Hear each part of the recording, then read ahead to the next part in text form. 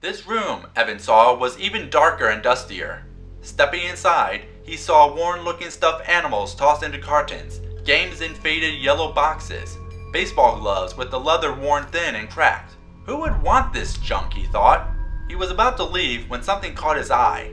It was a blue can, about the size of a can of soup. He picked it up, surprised by how heavy it was. Bringing it close to his face to examine it in the dim light, he read the faded label, Monster Blood.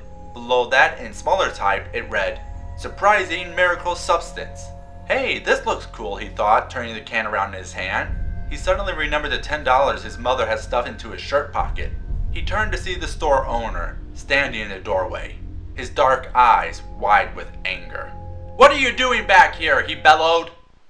Greetings, Internet, and welcome to Bookworms Goosebumps Retrospective. Today, we deal with number 3 of the series, Monster Blood. Evan is forced to stay with his weird great aunt Catherine, while his parents go home shopping in Atlanta. With no one but his trusty dog Trigger, he tries to make the best of it, but having Catherine's death doesn't help the situation. One day while in town, he goes into an old toy store and comes across a can of Monster Blood. He takes it home and at first has a fun time with the green stuff, but then he notices that it is growing, moving, and starting to get an appetite for Evan. Monster Blood is a great example of a classic Goosebumps book. A kid character forced to live in a strange town with a strange relative? Check. Makes friends and enemies in said town? Check. Finds something strange that is fun at first, but turns dangerous and threatens the character's very life? Double check. The Monster Blood itself is R.L. Stine's reinterpretation of The Blob, and he makes some fun little changes, making Evan and his friend Andy, who's a girl, don't let the name fool you, trying to face the Monster Blood without telling anyone while it grows, making the conflict personal, compared to the film The Blob where it was the whole town trying to face the Blob, making us, the reader, relate more to Evan and wonder how he will fix the problem. And it just makes your imagination go wild. Think about it. Monster Blood. It comes out of a monster and then it becomes a new monster. It just gives you the creeps, doesn't it? Let alone the classic cover with the glasses in the pool of green. This one still grosses me out. It's a Monster Blood Drive.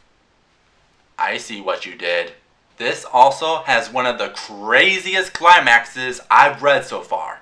I won't spoil it, and part of it wants me to cry BS for such a huge 180. But the book actually does hint at it throughout, so I can't cry out for that. But seriously, it is balls to the wall insane how this one ends. Overall, this is a classic Goosebumps book in all its Goosebumps glory. The beginning can be slow since we don't get to the Monster Blood itself till 30 pages in, but Stine does use it to develop Evan's situation, and the climax more than makes up for it. Plus the falling action after the climax goes a little too fast for my taste. But if you want a great place to start, you can't go wrong here. What about you, Internet? What's your opinion? Till next time. Have a scary day.